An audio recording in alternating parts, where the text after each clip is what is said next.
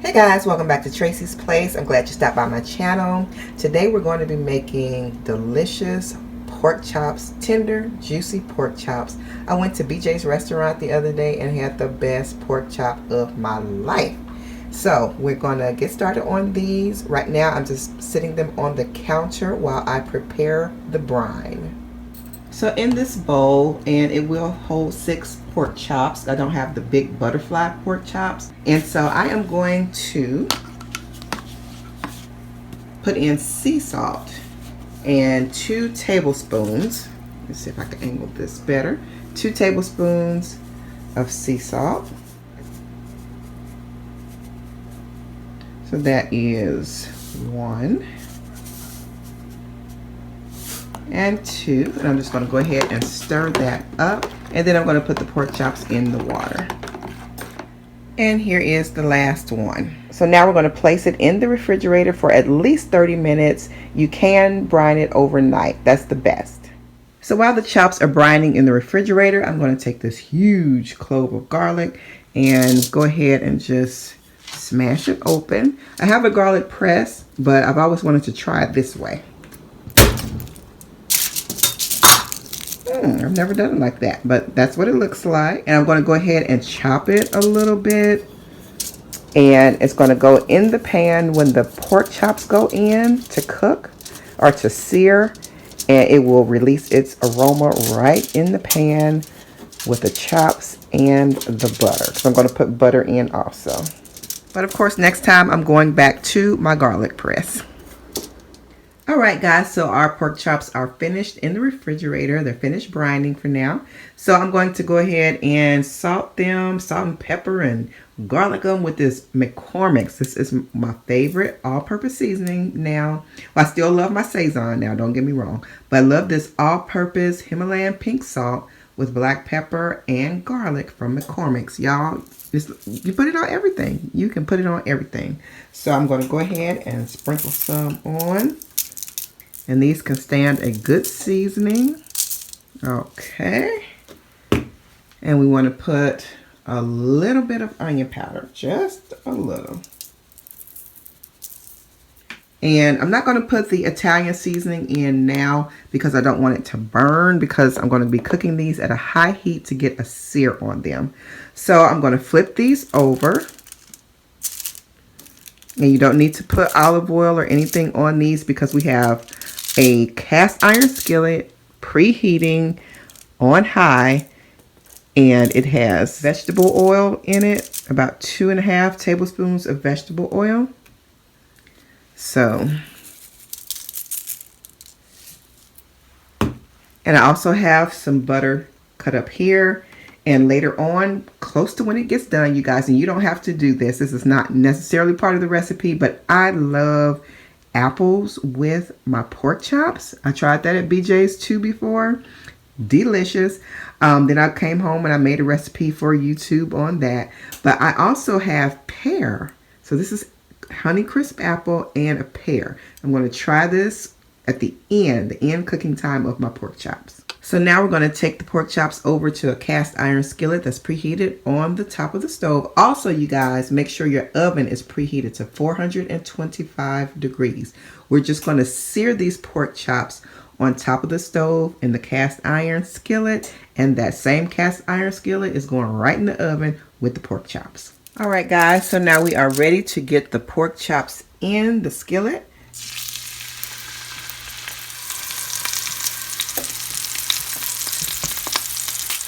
You want to go ahead and get them all in, and they should be sizzling when they go in.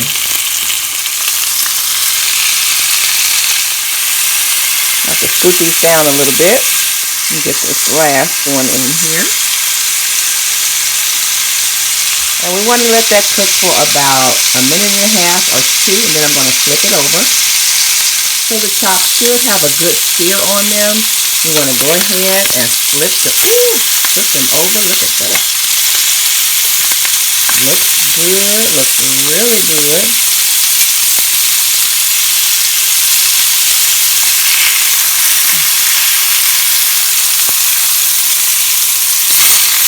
We want to flip them all over.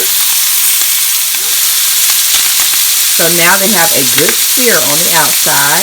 They're searing on the other side. We're going to let them go for about a minute and a half or two. Okay, now we're going to add in half a stick of butter. I'm just going to put it around in different parts of the skillet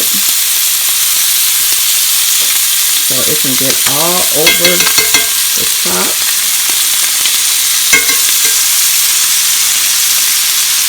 And we'll do half here and half here.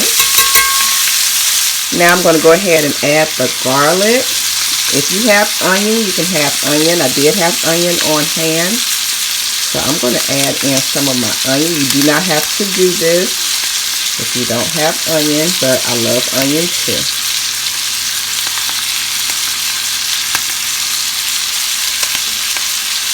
So now we want to just kind of blend or incorporate the butter in with the garlic and the onion and just kind of let it swim around in there. Get the butter flavored with that. Ooh, look at that. So you can lift up the top, let that butter garlic slide on under there. Let it get under each chop.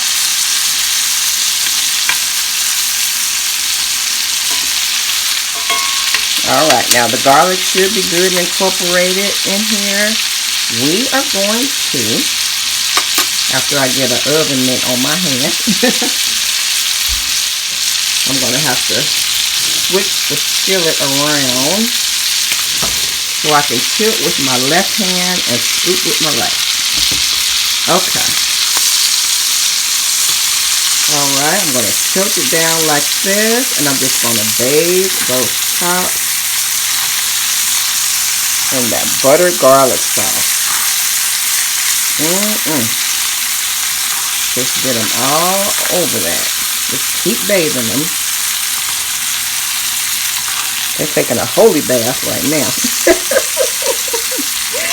Yes! This is a holy bath. Lord have mercy. Get that all up on there. And just bathe it for a good half of a minute because we're not trying to get these chops totally done. Now you can flip these once if you want to kind of bathe the other side a little better. That is okay. I'm going to switch places with this one.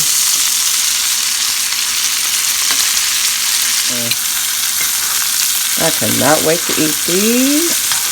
They're going to be so good. Now I am going to put my apples in. Yeah, just a few apples just for me, because the kids, their taste buds are not advanced like that yet. And I'm just going to kind of stir the apples around in there.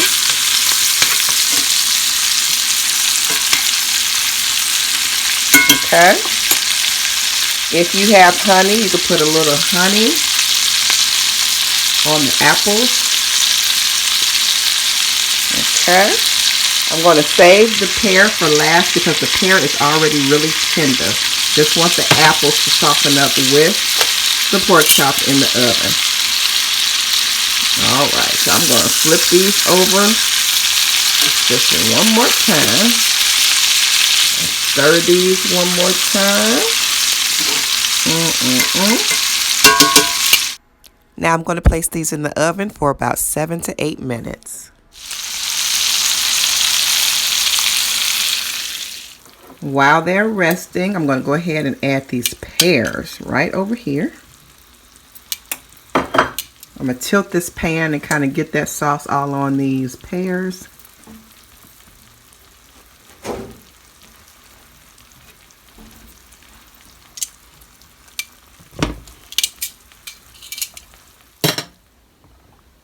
So I'm going to tilt this pan again, get all that good sauce. Oh wow, look at that.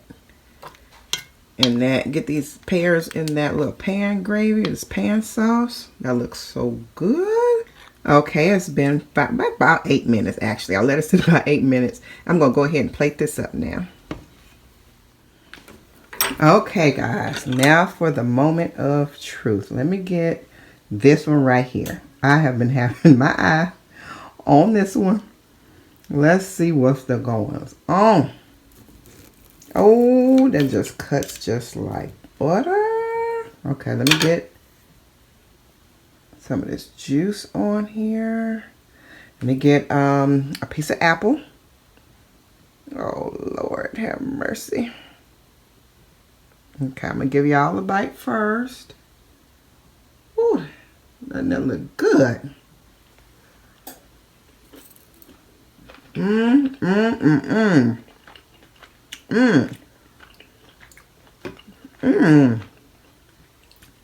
My Lord, that's good. I'm gonna taste some of this spinach. Okay, I'm hoping y'all can get. Let me see. Okay. Nice and mild, buttery and garlicky. Okay, another taste of this. Because I want to taste the pear this time. Ooh-wee. Easy cut.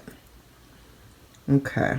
And it's perfectly done on the inside.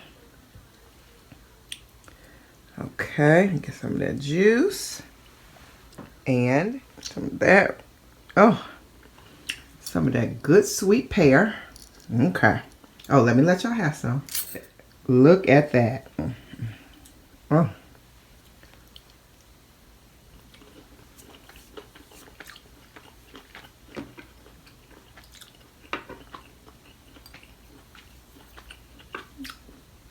Oh my goodness. That is delicious. That is delicious. So I done made a mess of the plate, but they both came out super good. If you're watching the spinach video, y'all go over to the pork chop video to see how I made the pork chops. I'll link it at the end of this video. And then if you're watching the pork chop video, go over to the spinach video and see how I made the spinach. Both easy, both delicious, and they complement each other so well. Delicious. Alright guys, like, comment, and subscribe. Please give me a comment down below whether it looks good to you or not or whatever, but comment something down below. Click the thumbs up for me, please. And y'all, share this video. Share it with your nieces, your daughters, you know, your girls that are of cooking age. They might be out on their own and they don't know how to cook yet. Send some of these videos to them. Alright, y'all be blessed. I'll see you guys next time right back here on Tracie's Place. I hope I don't eat all of these before everybody gets to the table.